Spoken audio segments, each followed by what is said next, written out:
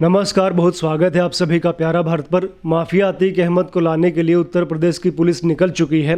साबरमती की जेल से अतीक अहमद को लेकर 3 बजे पुलिस वहां से निकल चुकी है और जो बताया जा रहा है कि 36 घंटे में अतीक अहमद जो है प्रयागराज पहुंचेगा। इन्हीं सब विषयों पर चर्चा करने के लिए हमारे साथ जुड़े हैं वरिष्ठ अधिवक्ता राजेश मिश्रा जी। उनसे जानेंगे इन सब विषयों पर क्या उनकी राय है। सर, क्या कहेंगे? अतीक अहमद को लेकर पुलिस निकल चुकी है और बताया जा रहा है 36 घंटे लगेंगे। पहले तो आप बताइए इस पर क्या कहेंगे। देखिए, कहना तो सीधे सीधे है जो उत्तर प्रदेश का हर व्यक्ति महसूस कर रहा है और अब धीरे धीरे पूरे भारतवर्ष में हर राज्य में आम जनता महसूस करने लगी है। विदेशों में भी समाचार आ रहे हैं और वह जो महसूस कर रहा है सभी समाज जन कि योगी जी का अपराधियों पे जिस प्रकार से नियंत्रण है वह इतिहास में स्वर्णिम अक्षरों से लिखा जाएगा। एक कीर्तिमान बन रहा है।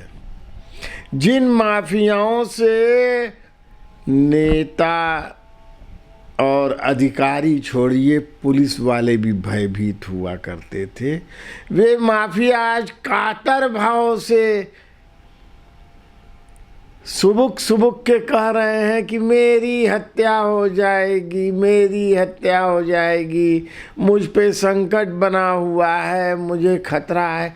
ये सैकड़ों हत्याएं करने वाले नृशंस अपराधी, दिन दहाड़े हमला करने वाले और अपने को स्वयंभू राज सत्ता के सत्ताधीश समझने वाले, उन सब का भ्रम चकनाचूर कर दिया है। आप बताइए, उत्तर प्रदेश में कहीं आपको अपहरण, फिरौती, रंगदारी, सामान्य रूप से लूट की ये सब घटनाएं उसी ढंग से सुनाई दे रही हैं? जिले जिले अगर पूछेंगे तो जो घटनाएं हैं वो शांत सी हो गई हैं।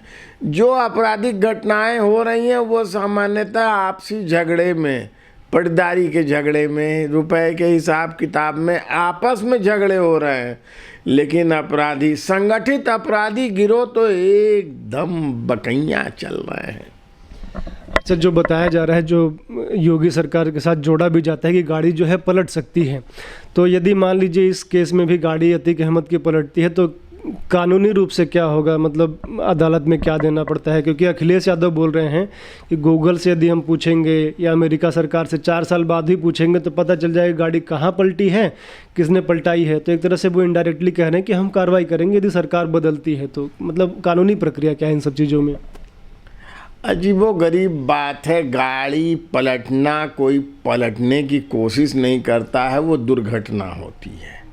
और एक दुर्घटना, कानपुर के दुर्दांत अपराधी की गाड़ी पलट गई जब वह मध्य प्रदेश से लाया जा रहा था और ऐसे में वो भागने की कोशिश किया, तब उसका एनकाउंटर, मुठभेड़ में हत्या हुई। तो वह एक बड़ा चर्चित फ्रेज बन गया। लेकिन कोई पलटता नहीं है। अब ये 100 से अधिक की गति से ये इस अतीक के काफिले की गाड़ियां आ रही हैं और जो निरंतर चलती आएंगी। नॉन स्टॉप आना है, 36 घंटे में प्रयागराज पहुंच जाना है। इस लक्ष्य के साथ यूपी पुलिस ला रही है अतीक अहमद को। अब अतीक अहमद का कोई गुर्गा, उनका आदमी, उनके बेटों का कोई गोलबंद आदमी या कोई साजिशी व्यक्ति अगर बीच में उस काफिले पे हमला कर दे, अतीक अहमद को छुड़ाकर भगा ले जाने की कोशिश करे, तो क्या होगा? मुठभेड़ हो जाएगी, गोली चलेगी, जैसा कि अपराधी करते हैं। पुलिस की कस्टडी से भागने के लिए यह कार्य करते हैं। अगर ऐसी कोई योजना होगी तो ऐसी घटना हो जाएगी तो अब उसे कहा जाएगा कि योगी बाबा ने कर दिया। योगी बाबा ने नहीं कर दिया। यह एक स्वाभाविक घटनाएं होती हैं जो मुठभेड़ में हो जाती हैं, स्वाभाविक परिस्थितियां उत्पन्न करती हैं। हाँ, अगर कठोर पुलिस प्रशासन है, ईमानदार पुलिस प्रशासन है, तो वो काउंटर यानी प्रतिरोध प्रबल ढंग से करता है, चाहे उसमें अपराधी मर जाए या न मरे। और जो अखिलेश जी की बात आप कर रहे हैं, अपराध संरक्षक शिरोमणि हैं, आतंकवाद के पोषक रहे हैं, आतंकियों का मुकदमा उठा रहे थे। ये अतीक अहमद तो उन्हीं की पार्टी का पाला पोसा हुआ विधायक सांसद रहा व्यक्ति है, और इतना भयानक है, इतना क्रूर है, इतना हिंसक है। तो उनका तो वही इतिहास है। गायत्री प्रजापति जो बलात्कारी थे, जिनका विरोध किया, अब मुलायम जी के कहने पर भी उन्हें टिकट नहीं दिया। अब देखिए जब सत्ता में नहीं है तो वही गायत्री प्रजापति से गलबहियाँ कर रहे हैं। तो यह तो इनका अखिलेश जी का चरित्र है। कहीं ना कहीं परसेप्शन तो बनता है ना कि जो योगी सरकार है, मतलब गाड़ी पलटवा देती है, फेक इनकाउंटर, मान लीजिए इस तरह की चीज़ें होती हैं, तो मतलब कानूनी प्रक्रिया क्या है, गवाही होती है, क्या होता है? नहीं, देखिए वो पॉपुलर नैरेटिव है, किसी बात को चर्चा में लाने के लिए ये बात कह दी जाती है और वो डायलॉग बन जाता है। एक मच्छर आदमी को हिजड़ा बना देता है। अब ये डायलॉग बन गया, यह कोई प्रैक्टिकल बात है? लेकिन खूब नाना पाटेकर का हुआ डायलॉग हिट हुआ, वैसे ही अपराधियों की गाड़ी पलट जाएगी। हाँ, उस घटना से एक बात हुई कि अपराधियों में एक भय व्याप्त हुआ। गाड़ी पलटने का मतलब कठोर शासन, कठोर नियंत्रण और गंभीर प्रतिकार भी पुलिस की ओर से, प्रशासन की ओर से। अपराधी अगर गोली चलाएगा तो अपराधी पे भी गोली चलेगी। यह आशय है, मूल तत्व यह है जो वर्तमान शासन में सकारात्मक रूप से चल रहा है, और उससे बहुत ज़्यादा यूपी का गुणात्मक परिवर्तन हुआ है। देखिए बिहार आज भी वहीं जहाँ का तहाँ खड़ा है। सपा शासन काल में बिहार और यूपी की स्थिति लगभग पूरे भारतवर्ष में रैंकिंग में उद्योगों की दृष्टि से, अपराध की दृष्टि से बराबर में पहुंची हुई थी। लेकिन योगी राज में आज उत्तर प्रदेश भारत का दूसरे राज्य पर पहुंच गया है। इकोनॉमी इसकी दूसरे या तीसरे राज्य की हो गई है, और निवेश का भी आंकड़ा 33-34 लाख करोड़ रुपए का हो गया है। तो बम है बना यूपी का। अभी कुछ दिन पहले उत्तर प्रदेश की विधानसभा में कुछ पुलिस अधिकारियों को एक पुराने मामले में एक सांकेतिक रूप से दंड दिया गया था। तो उस तरह की कुछ कार्रवाई, क्या कार्रवाई मतलब क्या होती है? जैसे जो आप कार्रवाई करना चाहते हैं, अगर पुलिस ने जानबूझकर हत्या किया किसी की भी, वो अपराधी हो, जेल का हो, सजा याफ्ता हो, हेनस क्राइम हो, माफिया हो, तो पुलिस अधिकारी या कर्मचारी पर भी वही कार्रवाई होगी जो हत्या के अभियुक्त पर होती है।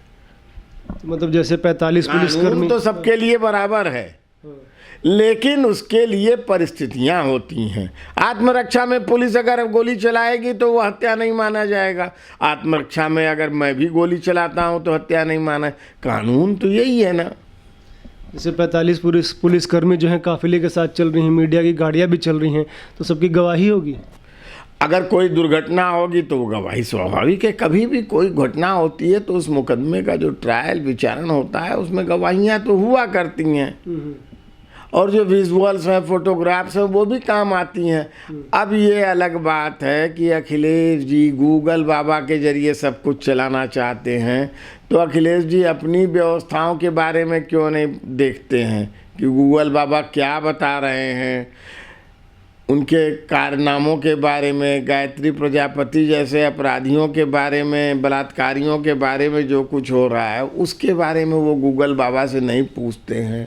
उनकी वो जिन आतंकियों को छोड़ रहे थे उनके बारे में गूगल बाबा से नहीं पूछते हैं कि उनको सज़ा मिल गई।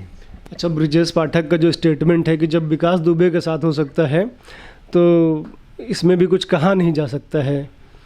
नहीं, देखिए किसी का स्टेटमेंट आप ब्रिजेश पाठक जी का कहिए, उप मुख्यमंत्री का या किसी और का, सांसद विधायक का स्टेटमेंट आया, वो बात खूब हाईलाइट। एक्चुअली पुलिस पत्रकार प्रश्न पूछते हैं कि क्या गाड़ी पलट सकती है, तो कोई कहेगा ही कि भाई यह तो ईश्वरीय परिणाम स्वरूप है, दैवी बारिश भी हो रही है। नहीं, कोई भी कारण है, हमला हो जाए तो भी तो गाड़ी पलट सकती है, नहीं पलट सकती है। अगर संभावनाएं पूछेंगी तो कोई भी कहेगा कि पलट सकती है। तो वो हाँ, हम गाड़ी पलटवा देंगे, मरवा देंगे, ऐसा कोई नहीं कहता है, ना ऐसा कोई करता है, ना योगी राज में ऐसा हो रहा है। वरना जाने कितने अपराधी अब तक पकड़े गए, सबकी गाड़ी पलट गई क्या? बड़े बड़े अपराधी पकड़ाए गए, मुख्तार की गाड़ी पलटी क्या, गुजरात से पंजाब से वो भी लाए गए थे। तो यह भाव या तो एक बदनाम जो द्रोही प्रवृत्ति के हैं, अच्छे शासन से या योगी राज से या भाजपा से या इनकी कार्यप्रणाली से क्षुब्ध हैं, वो एक नैरेटिव खड़ा करते हैं। हाँ, ये है कि कठोर प्रशासन है, कोई अपराध करेगा तो उसका प्रतिरोध भी, प्रतिकार भी उतनी ही मजबूती से होगा। उसे दंड प्राप्त हो रहा है, उसे जेल जाना पड़ रहा है। अच्छा, अखिलेश यादव प्रश्न उठा रहे हैं, जैसा कि उन्होंने गूगल वाली बात कही। दूसरी बात यह कही कि जो डीजीपी हैं वो परमानेंट वाले क्यों नहीं हैं, वो कार्यवाहक डीजीपी क्यों हैं। तो कहीं ना कहीं मतलब ये दिखा रहा है कि वो बड़े चिंतित हैं अतीक अहमद के लिए। देखिए, अतीक अपराधियों से साठ-गांठ से सपा का उत्थान हुआ था और वही आचरण वो दिखा रहे हैं। डीजीपी स्थायी नहीं है, अस्थायी है, क्या है? अरे कार्य में उनके कोई दोष हो तो बताइए ना, कार्य प्रणाली में अगर गड़बड़ हो रहा हो तो वो बताइए, वो भ्रष्टाचार कर रहे हो तो वो बताइए। अगर उनकी कार्य कुशलता अच्छी है, प्रभावशाली है, तो ऐसे व्यक्ति को आगे अवसर मिलना चाहिए। यह परंपरा है, अस्थायी रूप से सेवा काल विस्तार भी हुआ करता है, नई सलाहकार बना लिए जाते हैं। देख लीजिए, वो जो अवस्थी जी हैं, मुख्य सचिव हुआ करते थे, प्रमुख सचिव हुआ करते थे, लेकिन अब जब उन्हें सेवा काल उनका समाप्त हो गया तो वो सलाहकार बन गए। आदमी अगर कुशल है, प्रभावशाली है, योग्य है, तो उसकी उपयोगिता हर प्रकार से होती है। इसमें इनको निजी खुन्नस और क्षोभ नहीं व्यक्त करना चाहिए, लेकिन यह कुंठा के शिकार हैं और चाहते हैं किसी प्रकार से पुलिस पे दबाव बने। अपराधियों को जिस ढंग से मान मर्दन अपराधियों का किया जा रहा है, जन सामान्य में भय मुक्त योगी राज की अवधारणा विकसित हुई है, उसको ये फ्रस्ट्रेट करना चाहते हैं। अच्छा, ये बताइए, अतीक अहमद को सड़क मार्ग से लेके आ रहे हैं, 36 घंटे लगेंगे और ये भी कहा जा रहा है कि बिना रुके ले आना है। अब पता नहीं उसमें भोजन का कुछ व्यवस्था है कि नहीं, तो हवाई मार्ग से क्यों नहीं ले आते हैं, मतलब जल्दी आ जाएगा। देखिए, वो क्या व्यवस्था है, न्यायालय ने किस प्रकार से निर्देश दिया है, उस पर निर्भर करता है, उन आधार पर निर्भर करता है। हवाई जहाज़ से लाने में इस ढंग के अपराधियों का है कि खुदे अनिश्चित है वो क्या करेंगे। तो सड़क मार्ग से तो हमेशा लाए गए हैं।